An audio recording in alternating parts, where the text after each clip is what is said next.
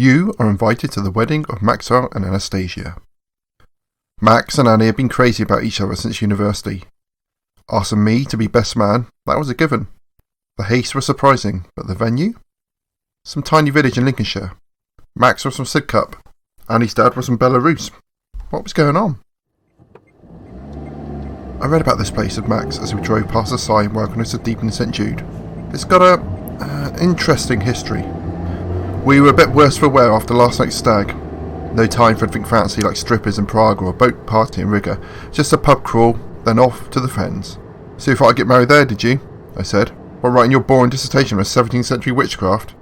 But Max wanted me to pull over so he could throw up in a ditch.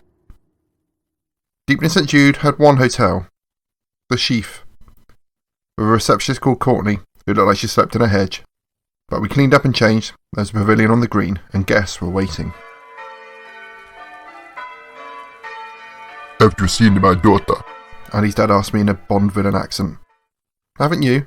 Not a word. Mr. Zook, I'm sure she's here. But I am her father, He protested, looking lost and afraid.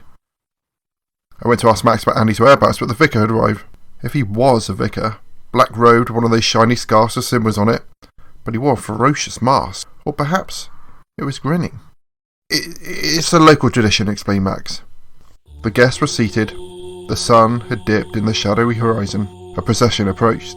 Villagers in odd robes wear masks, and the bride, in thick veils, stumbling like a drunk. Annie, if it was Annie, reeked of soil. There was mud under her fingernails. She stooped, as if her spine twisted unnaturally. It was a motor accident, Max whispered. I walked away unharmed, but Annie... I'd read about people buried in Deeping St Jude, how they come back.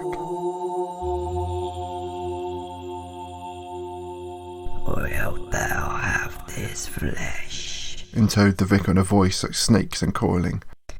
And commit thine own flesh unto her. The ring! Hissed Max. Quickly! But I could only stand, transfixed, as the bride lifted her soiled veil, disturbing the host of flies that nested within.